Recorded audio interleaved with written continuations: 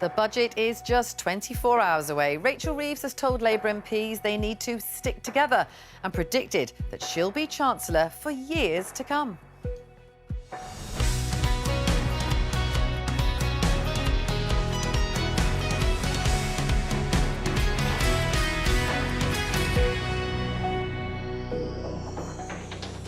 Hello, I'm Vicky Young and welcome to Politics Live. Joining me, Labour MP Kim Johnson, former Conservative Cabinet Minister Sir Simon Clarke, now Director of the centre-right think tank Onward, and the editor of Labour List, Emma Burnell.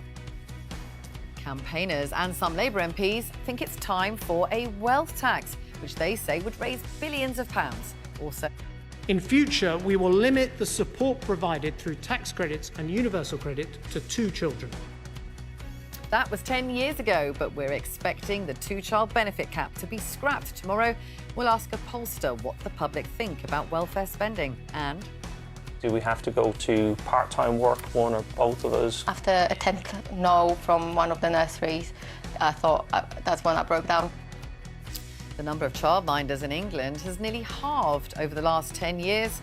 We'll speak to a childminder who says her pay has been cut. If you've got a view about that story or any other, remember it's your BBC News, so we want to hear your voice. Do get in touch using the details on screen now.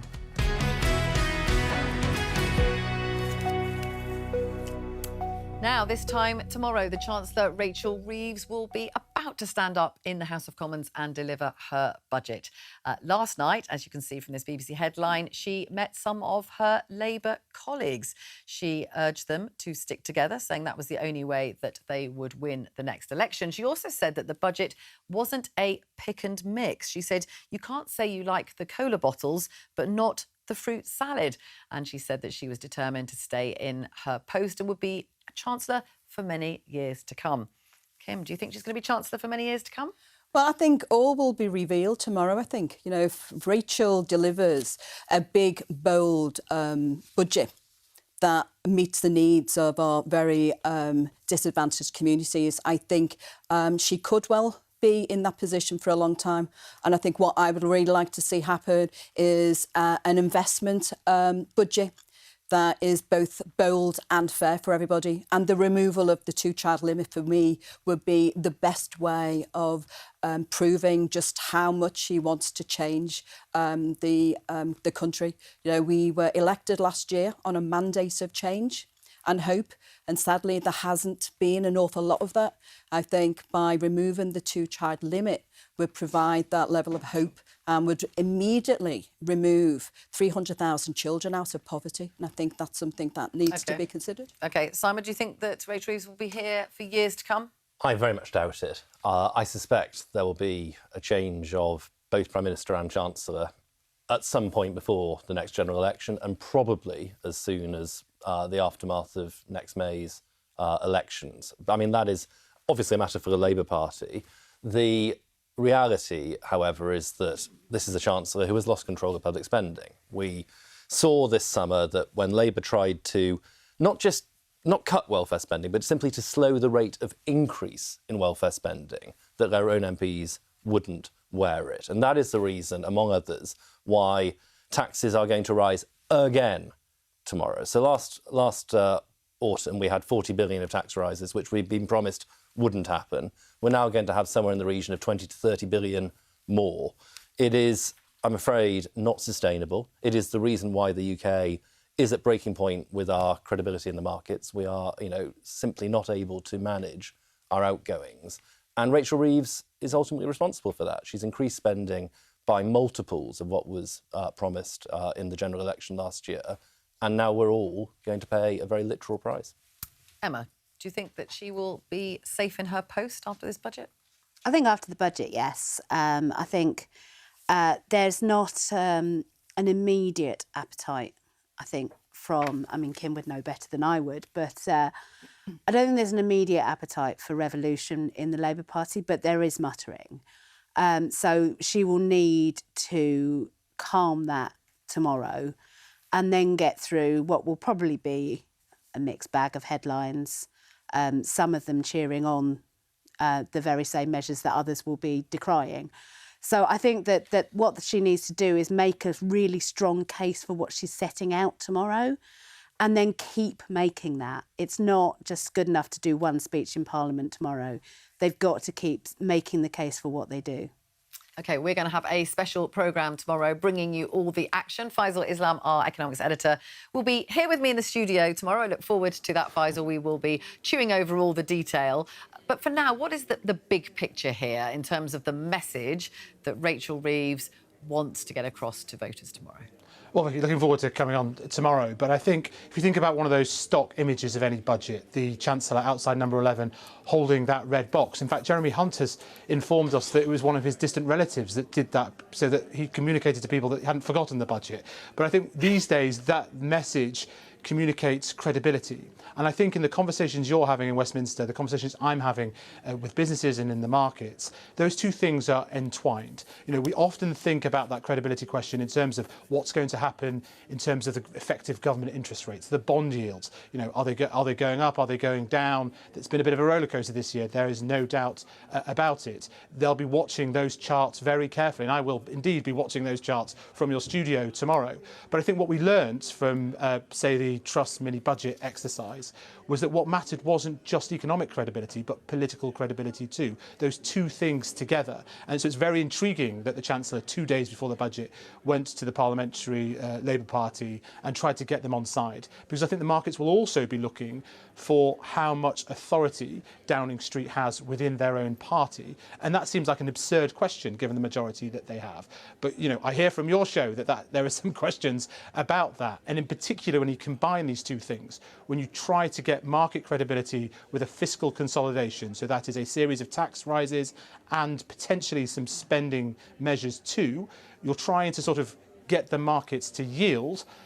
And of course, she said last year it was one and done. The message they'll really want to get out tomorrow is this is definitely the matter. This is two, and we are done now. We're going to put in enough buffer funds, so-called headroom, to make sure that that is put beyond doubt, beyond any plausible shock in the world economy. There are questions about how far they'd have to go. The shape of spending and taxation over the 5 years, that matters too.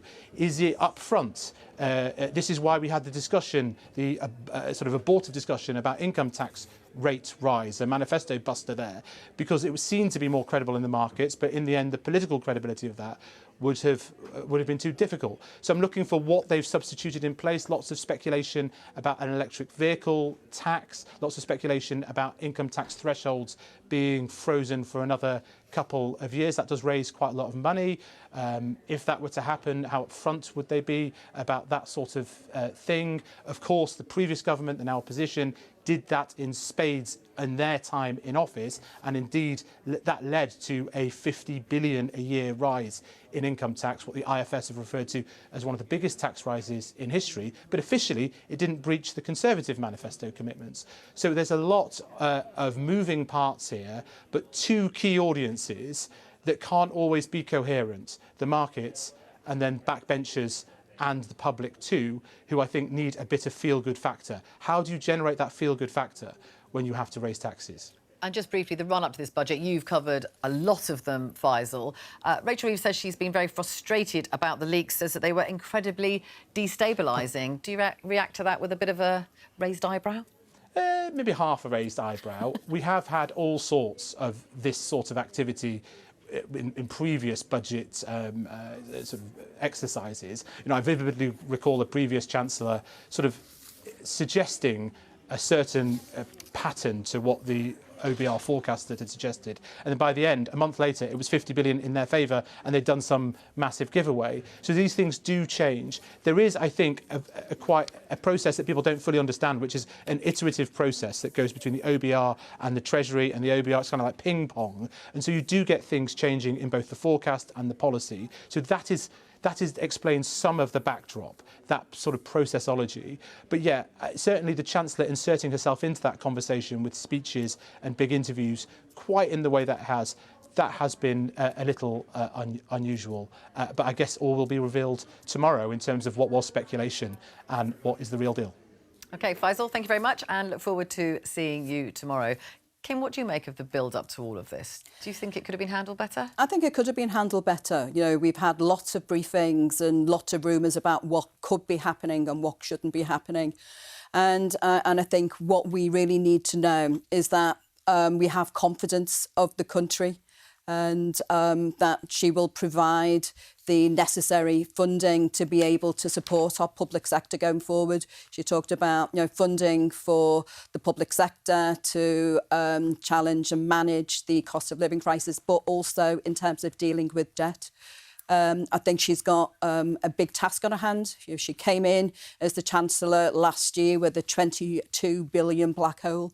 Things have been very difficult, and I think she's got a lot to manage going forward. But Faisal mentioned about feel-good factor, and I think people in this country need something to feel good about.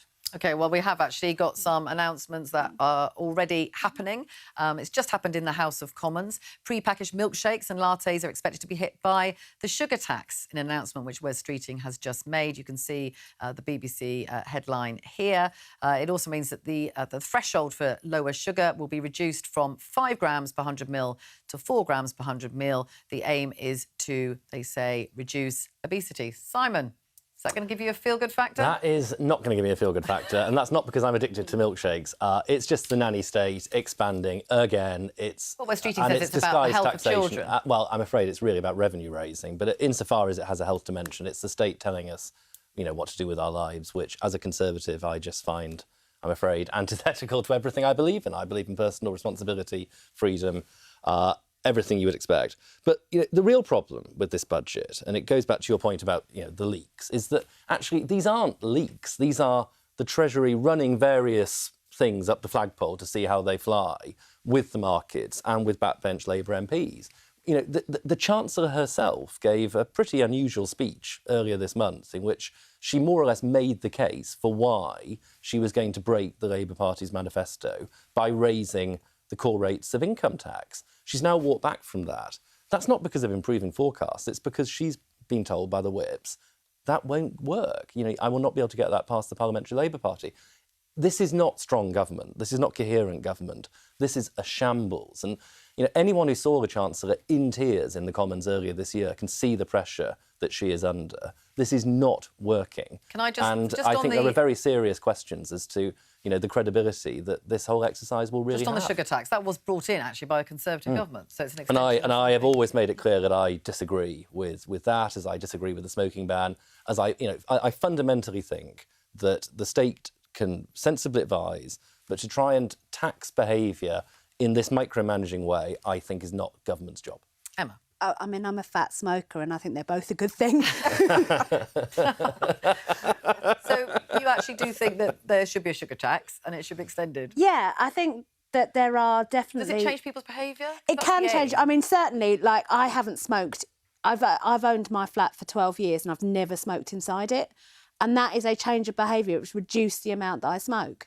You know, I have to go outside for a cigarette. That's you know, it's a faff. I think there are real ways that you can change behaviour through things like just making smoking indoors. I mean, obviously I'm not banned from smoking in my own home, but it's just changed my behaviours. It's changed the way we think about these things. And it can make an enormous difference. You know, I've reduced how much I smoke. I've lost half my body weight. A lot of these things have been because when you go to the supermarket, it's that much easier to get fresh fruit and vegetables than it is to just pick up another chocolate bar. Kim, where are you on this? We have a problem at the moment in our country in terms of the level of obesity and diabetes in terms of children because of poor nutrition and poor diet. And I think an awful lot of work needs to happen to improve the health and nutrition of the children. Hopefully, this sugar tax might, but it's about, for me, ultimately, putting more money in people's pockets to enable them to buy healthy and nutritious food for their children so they don't become obese because of poor diet and then gain Simon, just briefly. diabetes. I mean, just to say, the outcome of the budget tomorrow is not going to be more money in people's pockets. It's going to be higher taxes to pay for more welfare. And that is the underlying story of tomorrow is working people's taxes will rise to pay for more welfare spending. And that, I'm afraid, is not what most people thought hope and change would look like under this government. And Kim, that is what we are led to believe. Are you happy with that? Well, That's what you think the approach should be from the Chancellor? I think the Chancellor should be delivering a budget that meets the needs of our most disadvantaged communities. I've talked about the need for the lifting of the two-child limit, but also looking at a wealth tax. Let's just have a look at these pictures because just outside Parliament a couple of hours ago, this was happening. This is a group called Green New Deal Rising. You can see Zap Polanski, the Green leader there, and some Labour MPs calling for a wealth tax. And Kim, as you say, this is something you want to see. Just explain how you think it would work. Well, I signed a joint letter with a number of MPs a couple of weeks ago. I've been supporting the millionaires that have got the campaign going at the moment. And so if we looked at 2% tax on £10 million worth of assets, we could bring into the Treasury 24 billion. You know, that money would be used to support our public sector going forward. Because at the moment, we don't have a very equitable system in this country, and delivering a wealth tax could help support this public sector. We have one of the most progressive tax codes in the world. And the reality is that wealth is mobile. We are seeing that in this country at the moment, where capital flight is a real thing now. We've got a headline, actually. Just have a look at this in the Times. This is the Business Secretary saying entrepreneurs are leaving the UK. He admitted that, the Business Secretary, yesterday, saying tax rises have led to an exodus of the wealthy. But he says actually others are attracted to Britain because of excitement in the economy. Well, good luck, as they say, with that analysis. I mean, the honest reality is I'm in favour of a tax system that works. And if you tax the golden goose too much, the golden goose gets up and leaves. And the UK is not going to fix our problems with the wealth tax. Quite the opposite. It will worsen what is a very serious existing problem. Countries like Norway, Sweden, Finland, Luxembourg, they've all tried wealth taxes and then they've scrapped them. Why? Because they didn't ultimately bring in more revenue. Are we worried about that? Well, we talk about, millionaires fleeing the country because of taxation. You know, working class people are disproportionately taxed proportionately higher. You know, they can't get up and go. You know, but we are. But they will pay more tax, Kim, if the millionaires go. Right, that's the point. No, but at this moment in time, what we've seen is millionaires and billionaires increasing their wealth. We've got extreme wealth and extreme poverty in this country. Do you accept that they do pay a lot of tax? Some pay what they should. And if they leave, how will that be replaced? Well, I think, looking at a progressive system, Gordon Brown has also talked about other ways of bringing money into the Treasury, levies on gambling and levies on banks. So that's another opportunity that the Chancellor should be looking at going forward as well. One statistic that I think, it really is worth landing with viewers is that the top 1% of earners pay around 29% of all the income tax. The top 5% pay about 48% of all the income tax. But you're talking about we have a very progressive system in this country. Wealth and earning is different, and I think this is always conflated in this conversation. Actually, an awful lot of the wealth that people have hasn't been earned at all. They haven't done a job to get that wealth. And I think that's something that we need to think a lot more about. So, when you're talking about a progressive taxation system, you're talking about income tax, but we're not talking about capital gains tax, we're not talking about corporation tax, we're not talking about land value tax. We're not talking about the insane situation where somebody in a 2 up, 2 down in Kim's constituency is paying the same level of council tax or more as somebody in with a really nice house in Kensington. And so that is an area that we think the government is looking at. If you look at the FT, they are saying that homes worth more than £2 million are set to be hit by budget raid. This idea that they're going to look at the top council tax bands, reassess them, and then the very expensive properties in those bands could be hit with a surcharge. What do you think of that, Simon? Well, I think council tax is one of those that can sensibly be looked at for reform. The fact we haven't had a revaluation since 1991 is a collective act of political cowardice on behalf of all parties. But I think, again, you have to be super careful what you wish for here. If you end up with a tax system which compresses the housing market at the top end, the ripple effect of that throughout will be very complex for lots of families to navigate. But look, on the wider point on wealth, I just want to come back and say, we do have 40% inheritance tax in this country. We do have actually some pretty punitive taxes on wealth. And, it really, in the end, is about what the people with an awful lot of money will choose to do. And we are seeing that many of them are now leaving the United Kingdom. And that's not just their money that goes, it's the jobs that they create, it's the enterprise that they deliver. And when you lose those people, when you break their confidence that this is a stable place to live and work in, it's incredibly difficult to win them back. Do you think we are taxing wealth enough at the right level? I do. Well, fundamentally, well, no, actually, I think prices, taxes for in this example. country are fundamentally too high. The UK needs to spend less. There was a marked increase in spending during the COVID pandemic, which I think was unavoidable. You know, we did some extraordinary things for extraordinary reasons. We have not reset. We need to. British state spending needs to come down by somewhere in the region of 20%, and that would restore affordability to this country's public finances. I mean, the problem with this conversation is always, oh, yeah, the state needs to spend less, right? And everyone goes, yeah, the state needs to spend less. And we're going to hear from some pollsters about all this. And then everyone goes, yeah, the state needs to, but not on the services I use. And that is always the tension in this. So I think there are areas where the state maybe could do less or do things more cleverly. But an awful lot of the tension that exists in modern politics is that we all want, essentially, high levels of state services and low levels of state spending, and the two just are incompatible. Well, yeah, to governors to choose, and I'm happy to make that choice. But, you know, for example... So you want to give people less good services? I don't want to see a 15 billion increase in welfare tomorrow. So I do not want to see the two-child benefit cap scrapped. And nor, incidentally, and I suspect Scarlett will reaffirm this shortly, does the British public. They don't believe that people who have to budget how many children they can afford to have should subsidise people who Okay. And it's more than that, actually. I'm going to come back to you on that in a second, but because you mentioned Scarlett, Scarlett is here with us. Scarlett Maguire, who is founder of Merlin Strategy and Pollster too. And we're going to just have a look at this headline in the FT, which says Rachel Reeves prepares to lift two-child benefit cap at the budget. Now, this, just to be clear, is not about child benefit. It's about families who can only claim universal credit for the first two children that they have. And it looks very likely that Rachel Reeves is going to lift that cap. So it's very popular with most Labour MPs. How does it play with voters more generally? Look, I think it's definitely aimed at Labour MPs rather than at the public or even Labour voters. So if you look at how the public feels about it, they're very, very strong majority of the public in favour of keeping the cap as it currently stands. And I think what's interesting is it's only even a minority of Labour voters. This changes slightly according to different pollsters, I think slightly to do with how they word the question, but anything from only about 15% of Labour voters to maximum about a third want to see the cap lifted. So it is, I think, aimed at MPs more than it is at the public. Now, will it create a backlash with the Labour voters and the public? I'm not sure that Labour voters will feel necessarily alienated by this decision, but I think, you know, Conservative voters, Reform voters, voters that the Labour Party has already lost might well.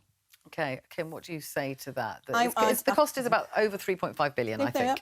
And I'd have to disagree with what Charlotte said, you know, because... Scarlett, because if you frame the question differently by saying that we've got 4.5 million children living in poverty in this country at the moment, and there's a policy to lift immediately 300,000, would you support it? I'm sure you get a different answer to that question. But the Child Poverty Action Group, National Children's Organisations, Gordon Brown, all support the lifting of the two-child limit.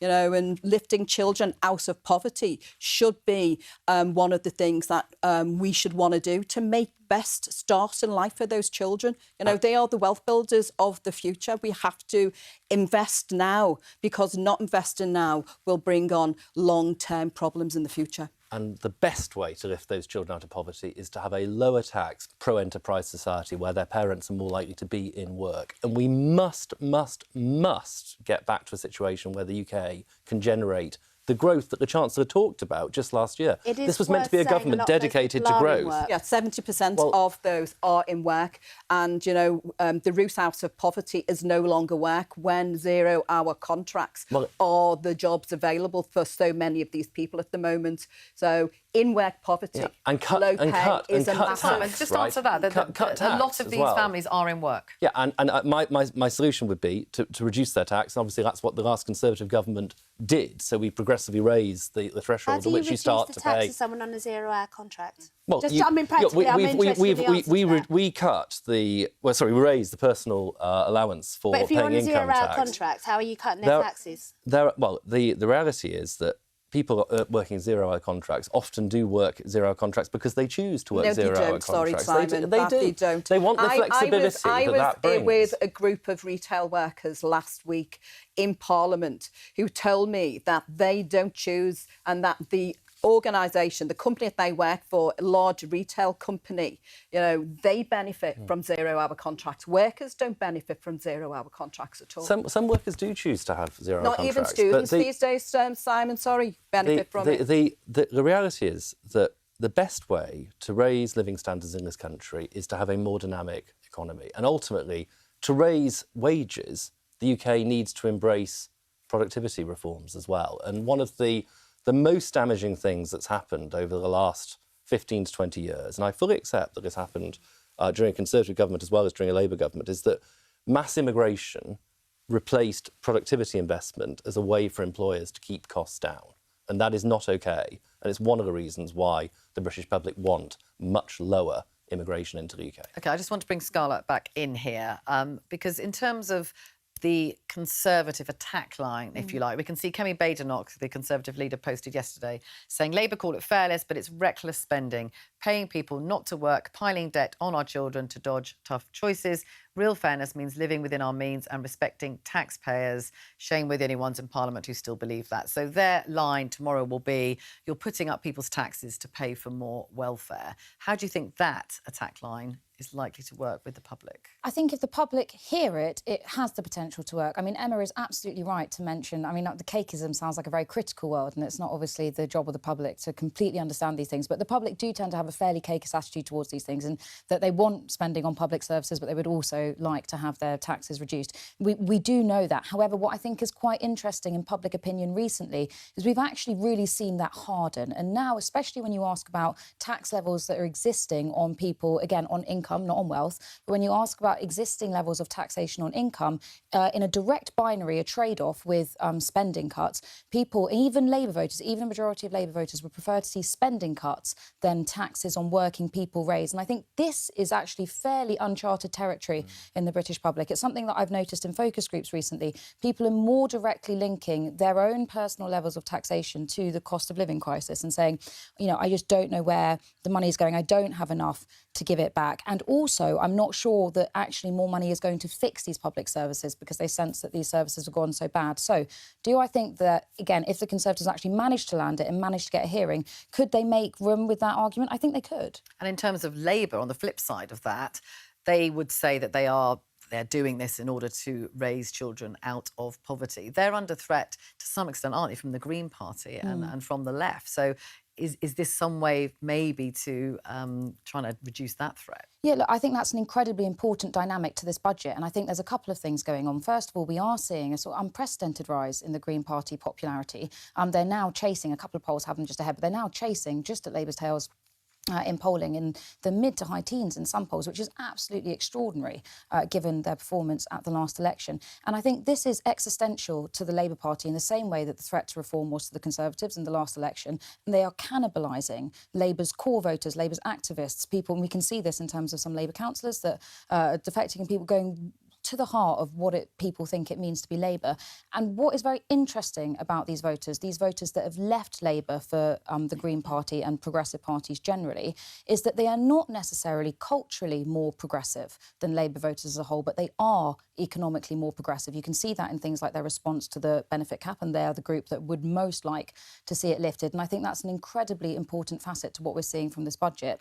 I also think on the other side of that is we're seeing Rachel Reeves talk about how this is going to be a budget about Labour values. And I think partly because of this threat from the Greens, there's a real effort to try and say, this is what we're about and this is what we're for. And part of that is about poverty. Now, Labour absolutely do need to define what they are for with the public, because they're increasingly unsure. OK, Kim, are you at all concerned about that argument and a part of what Scarlett was saying there, that there are some people who now are looking at their tax bills and thinking, I'm not a particularly high earner and yet I am paying a lot more. Actually, there are spending cuts that could be made? Well, you know, the patriotic millionaires, again, who have supported, 80 plus of them have said that they would be more than happy to But pay. we're talking about people who are on relatively modest salaries who tomorrow will see that they're going to be paying more income tax because of the freezing of thresholds. But we've had 14 years of austerity, Vicky, you know, that had a massive impact on our public services. And so those with the broader shoulders, I believe, should be able to pay more tax. But my point is that they would, a lot of them, not consider themselves to have the broader shoulders, will they? No, they don't. But in terms of being able to get the funding in to support our public sector, we need to be looking at a tax system that is fair for all, and it isn't at the moment. Emma, the argument, of course, when Labour MPs didn't push through with those reductions to personal independence payments, the welfare bill, the argument I think we're going to hear from the Chancellor is that I'm going to raise this two-child benefit cap, but you will have to have reforms down the line. You'll have to back them. Do you think they're likely to do that? I think the problem with the welfare system, I don't think anyone thinks it works, right? No one thinks the welfare system is good. Neither people who are against it because they don't like paying the tax, or people who are recipients of it who don't like how punitive it can feel on the sharp end of it, or people who are in the Treasury because it costs a bunch of money, or people who think it should cost more money and it should be more generous. Everybody wants to reform welfare. The problem is that nobody wants to reform welfare in the same way. So I think that if what happened with that welfare reform measure over the summer was that there was a plan to have a staged change to the way that it worked, and that was worked through, and it kind of was a recipient-led plan. And then all of a sudden there was oh God, we need to save by 5 billion, just cut that. And it wasn't well thought through. It wasn't well sold to the Labour backbenchers, and they were just like, "No, we want to change welfare." So you think they could frame it in a way that Labour MPs there are might certainly back it? ways to reform welfare that could make the system work better for recipients, and if that then works better for recipients, to then bring them closer to work, to make work easier to get into, to make more part-time work available. That would then reduce the welfare bill, but it has to be staged in that way. Simon, what's your reaction? But this is exactly the point, right? We need to restore welfare conditionality, which was frankly lost during the COVID pandemic. We need to restore the face-to-face assessments, which can help not only to weed out people who are receiving benefits who ought not to be, but critically and much more commonly, to better support people who need that help back into the workforce. The key statistic on welfare is that it's set to rise during the course of this Parliament from 66 billion in 23-24, the last year of the Tory government, to 97 billion. And that's on the current trajectory. How much of that is pensions? That is an enormous a lot of it's welfare pensions, bill. isn't it? And That's because we've got an ageing population. And well, we have got an ageing population, but again, that's something which we then have to factor in. We should be looking at serious state pension reform. We should be looking, I think, at the triple lock, which is ultimately not sustainable over the medium term, let alone the long-term horizon. Absolutely, we need to be honest about those trades. I would look at a revised lock linked probably to rises in average earnings. That's what I would prefer to see. Rather than adding it to inflation or 2.5%, in a way which would still keep dignity in retirement, which is critical, but which would better match it to the underlying performance of the economy and to the experience of the taxpayers who ultimately fund it. But, you know, wider welfare reform is critical. This country is living beyond its means. At some point, we are going to collide with reality. But we do. I think we should reform welfare. I think more people should be going into work. I think work is good for you. I'm in the Labour Party. The clue's in the name. But I also think that we need to make sure that work is good for you, that it's not exploitative. And there are all sorts of ways that are important to do that. I think that there are problems with the ways that we just have this very strong cliff edge at the moment that we could absolutely reform within the welfare system. But again, when you talk about the ballooning welfare bill, and then we don't talk about the fact that an awful lot of that is the fact that we do have an ageing population. We aren't being honest with the public about what that ballooning means. But there are also more people out of work, and there are more people who are receiving out-of-work benefits. And that is, I'm afraid, a serious problem, and it is something which we shouldn't, you know, equally try and ignore as part of this debate. Which I did. 90% of my answer was on that. OK, I just want to go back to Scarlett. Ahead of, we talked about Rachel Reeves earlier, obviously big day for her tomorrow. In terms of what's at stake for her. Have a look at this Telegraph headline. Reeves becomes the most unpopular Chancellor in history, according to a poll. Keir Starmer records low satisfaction rates as well. What do you make of that in terms of Rachel Reeves? I mean, Rachel Reeves and Keir Starmer's government generally are in pretty dire straits when it comes to public opinion. So we have this record that Rachel Reeves, according to Telegraph, has broken for being the most unpopular Chancellor. We've also seen the same for Keir Starmer about Prime Ministers this far into their premiership. So I think they're both in a very bad position. I think Rachel Reeves, it's particularly bad because she is incredibly unpopular across the board, you know, with whatever type of voters. She's also very unpopular with Labour voters. I don't think we've seen this turnaround.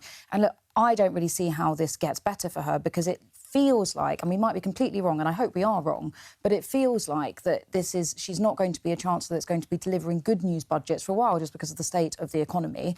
And so if things are this bad now, before we've even had the delivery of the budget, which I think will, you know, contain more potentially politically difficult things than politically advantageous ones, then we could just see her sink lower. OK, Scarlett, thank you very much indeed, Scarlett Maguire, for joining us. So high stakes tomorrow, and a reminder that we will be on air from 11:15 in the morning right through until 3:30 with all the build-up and reaction to Rachel Reeves' budget. I'll be joined again by our economics editor, Faisal Islam, and our political editor, Chris Mason. And we'll hear from the government as well as opposition parties. But we also want to hear from you. So if you have any questions for our experts or the politicians about how the budget will affect your finances, then do get in touch. You can see all our contact details are on screen now.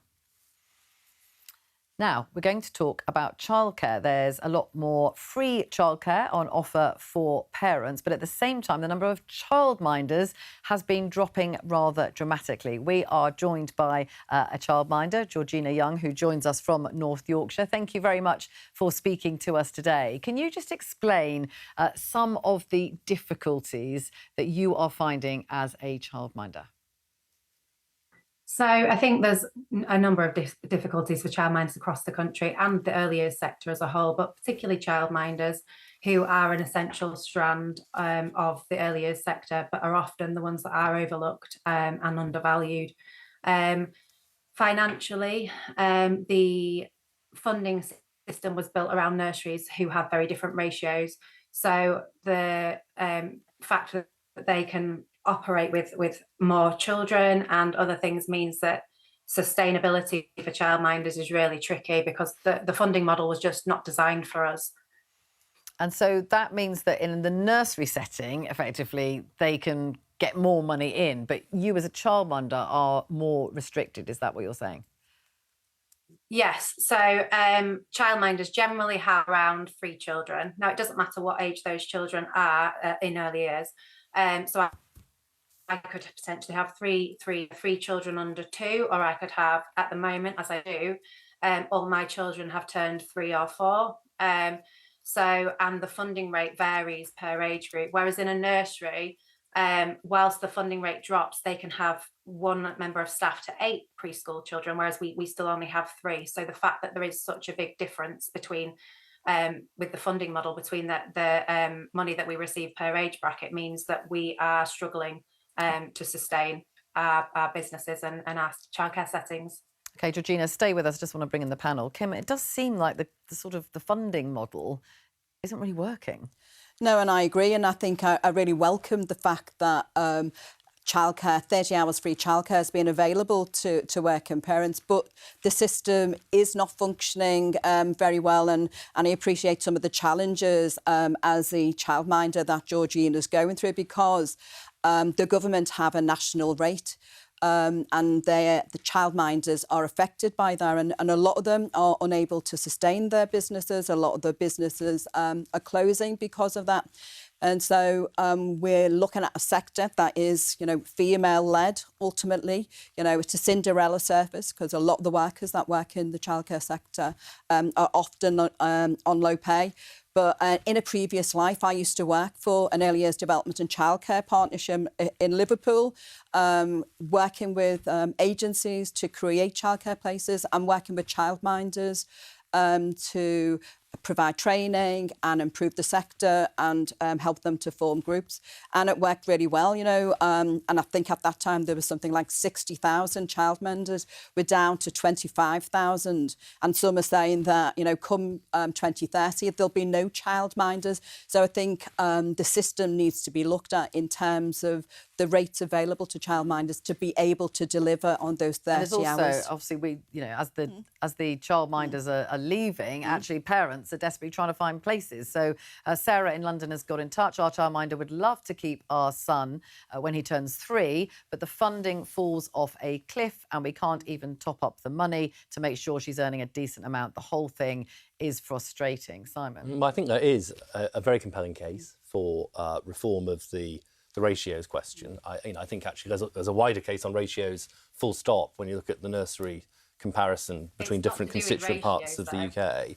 But I would just say, though, that I think, you know, we also need to factor in things like the increase in employer national insurance last year. That led to a roughly 10% increase in the cost base facing childcare providers. And these are very, very meaningful increases at a time when clearly making us all affordable for those in work in the sector, but also for parents buying these services, which are very, very expensive, is critical. Georgina will correct me if I'm wrong, which is not unlikely. But as I understand it, childminders are self-employed, so they wouldn't be paying the employer's national insurance. That's nurseries, is that right? I don't know. Georgina? Sorry, could you repeat that? Sorry. Am I right in thinking that childminders are self-employed, so you wouldn't be paying employers' national insurance? So the problem. Well, some might be, and some. Yeah, but I mean, it is an issue with nursery provision, but it's not an issue for childminders, and childminders are a different thing. Well, some childminders might work for a central employer, I would have thought.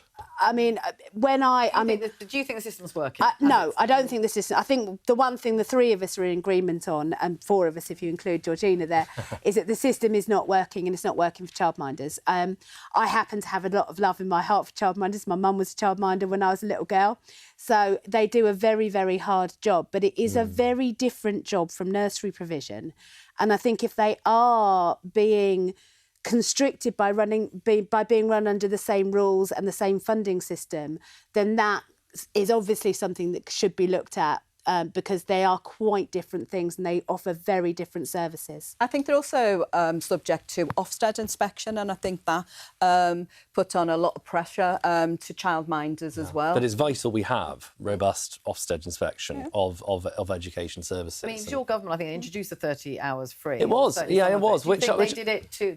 Was that the right thing to do? Well, I think that's a really interesting question. So fundamentally, I think more support to enable people to work if they want to during children's early years is broadly speaking a good thing. Whether this service is configured in the optimal way, I think is an open question. It's one on Wood plans to look at. I just want to ask Georgina, if the budget tomorrow, if something could be announced that would help you, what would it be? I think there's a lot of things. I think for starters, we need to stop calling it free childcare, and I think everybody who works in early years would be behind me with that, because it's not. It's funded. You know, the funding often doesn't meet enough for providers, whether that's in nurseries or in early years, who in childminder settings, who have, as we've said, different setups, but all strive to provide the best care and education to young children as we can, that sets them up for not just for school, but for the rest of their lives. I think we need to stop calling it free. We need to stop overlooking childminders and the private sector. I mean, yesterday, the DfE put out another publication on social media and things, and once again, it was all focused towards schools. We are very much here. We are working hard.